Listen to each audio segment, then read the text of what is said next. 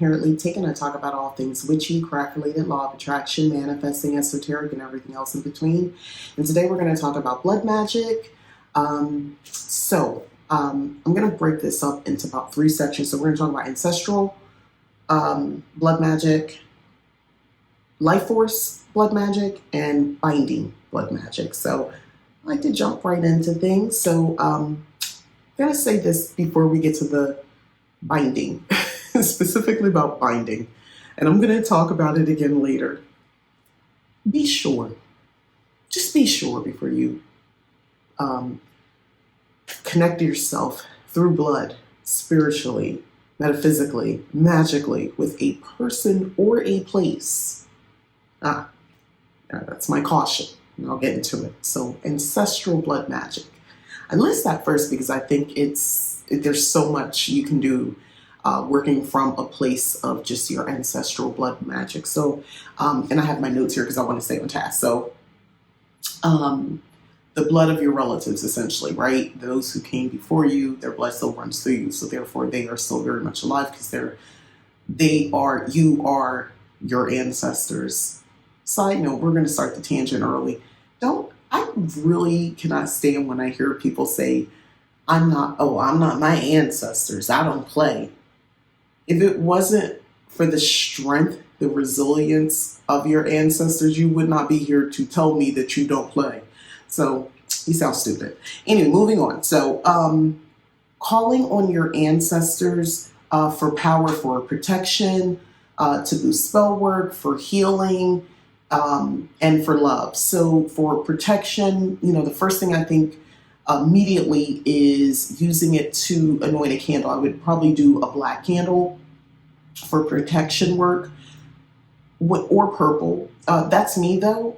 Color magic is really open to interpretation. Always remember that, by the way, as an aside.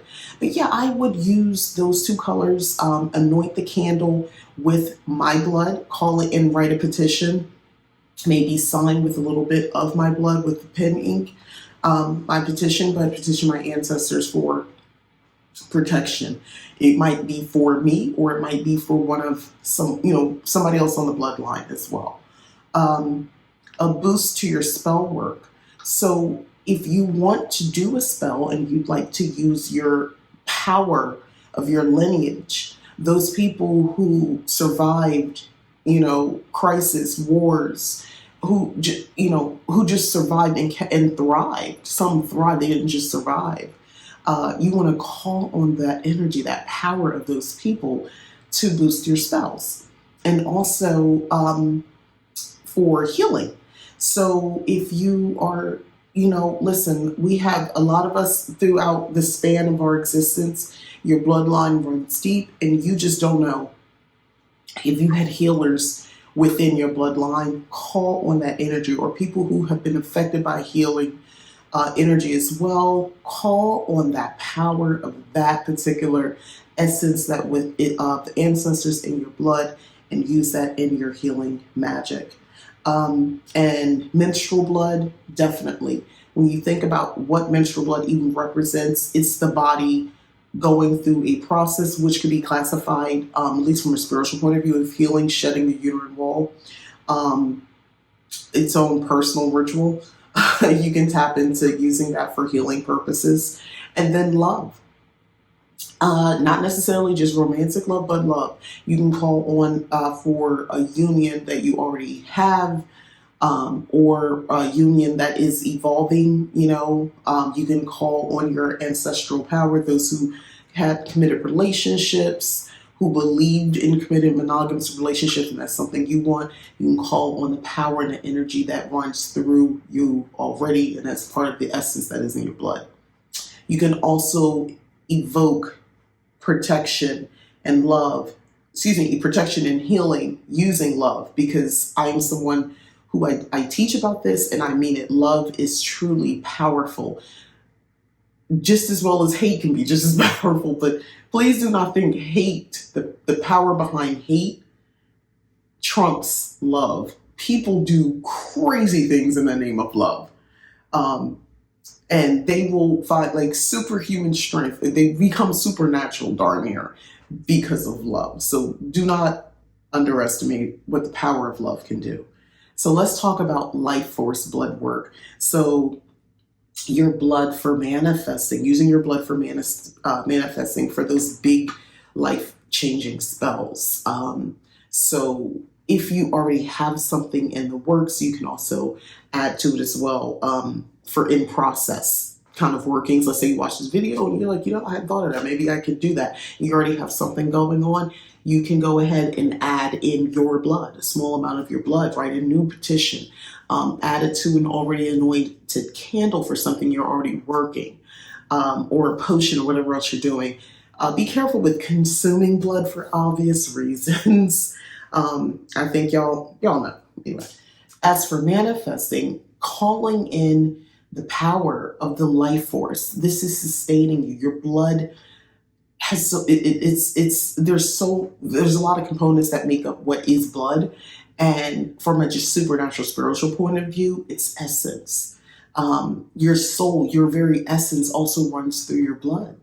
So that's power. Tap into that. Use that to manifest something. If you are looking to change your entire life, let's say you were just sick and tired of just everything, where you work, what you do for a living, the people you're around, everything, everybody, how you look, the whole 9 yards. There's a lot of us out here just sick and tired of being sick and tired of our current state. You kind of got in your head, hey, I just want to leave this country. I just want to live somewhere and just be different.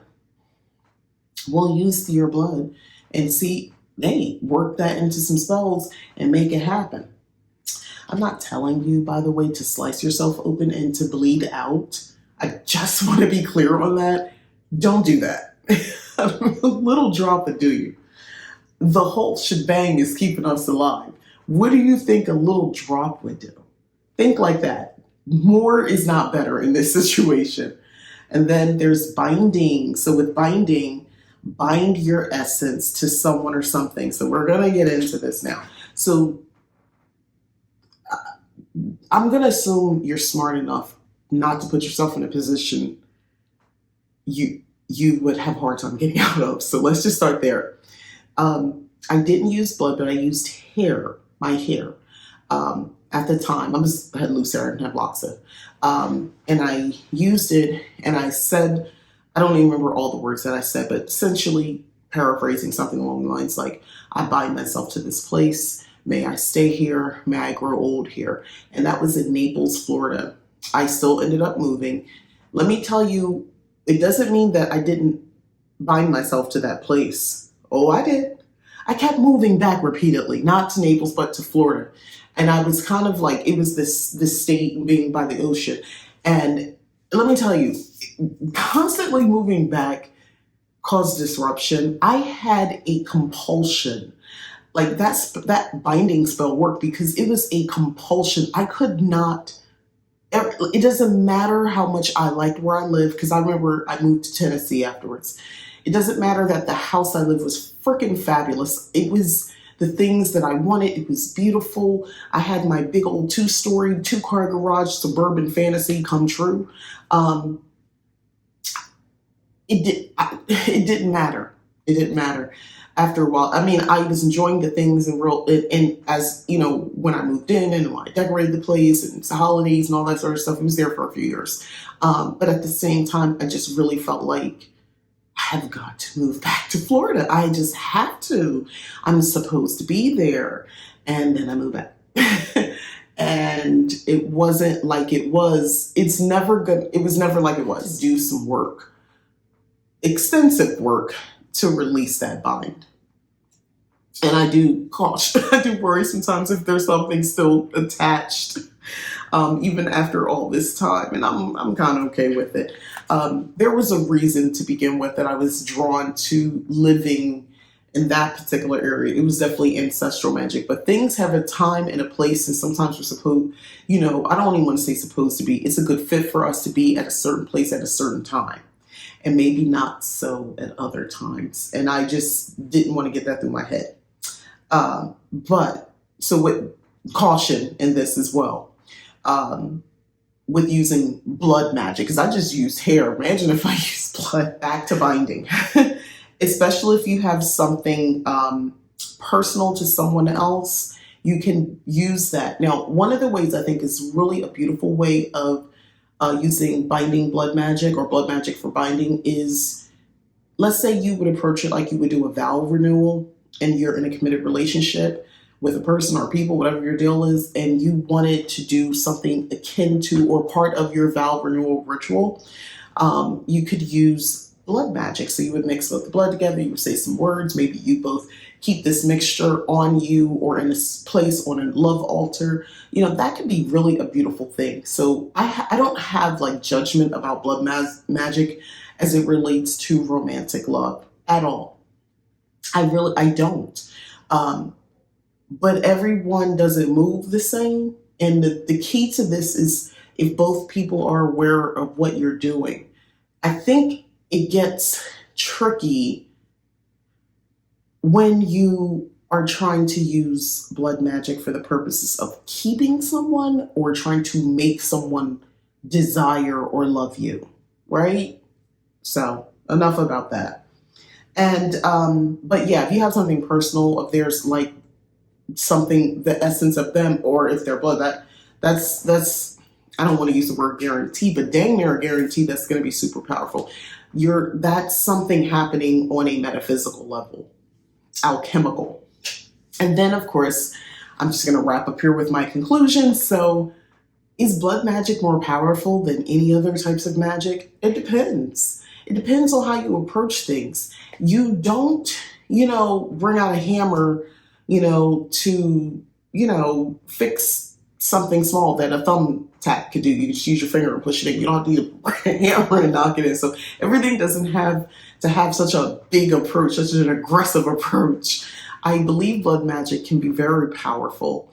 At the same time, if you're in a place of desperation, whether it's for a person or a lifestyle or a thing, you have to be very, very careful, because I'm not saying things won't work. I'm just saying the old adage, be careful what you wish for, what you've petitioned for, what you prayed for, what you did the spells for, because you just might get it and you're going to have a hard time shaking it off and getting rid of it. So that would be my best advice on blood magic. Me personally, do I use blood magic? I have used it. I don't use it very often because let me tell you why. For me to go to the top shelf and pull out the big guns like that, pull out the top shelf potions, the liqueurs, something else is happening. Something big is happening. And if something big is happening, I'm not really, I don't want it. For what it would take for me to do that, I don't want to be in that position. So let me tell you what is powerful.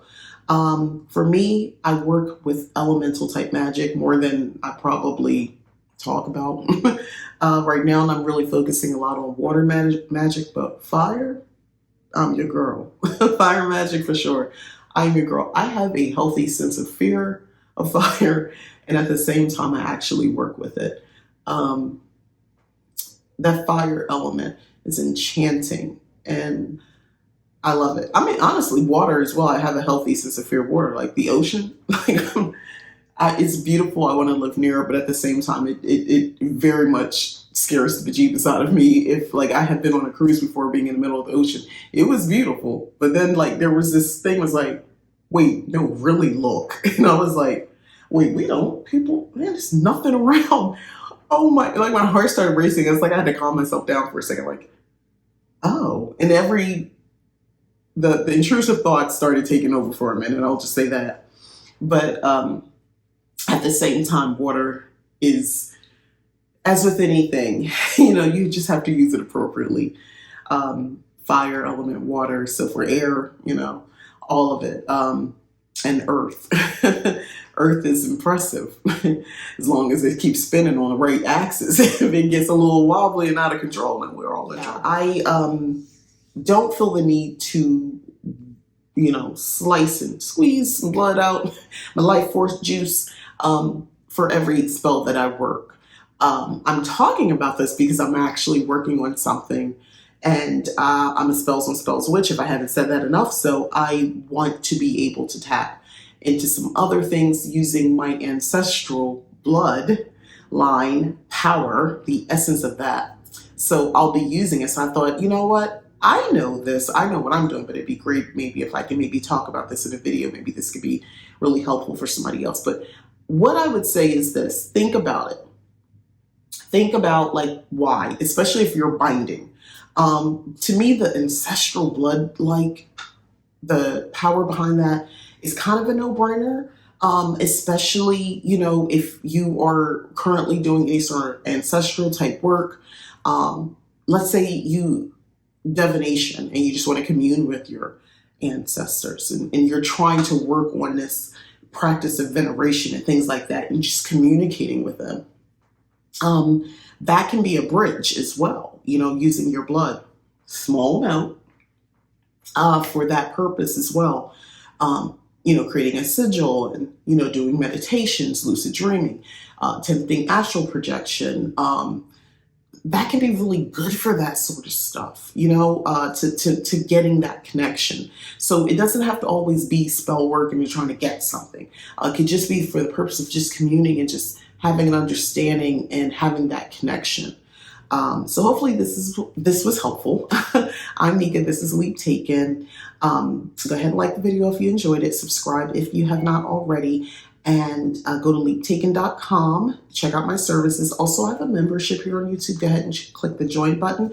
I would appreciate that as well. And one more thing, if you go to leaptaken.com, I have a code. It's in the description, Winter Solstice 23. So that is a 30% coupon code for all services over at leaptaken.com. It's running all December. All right. Thanks again for watching. Bye.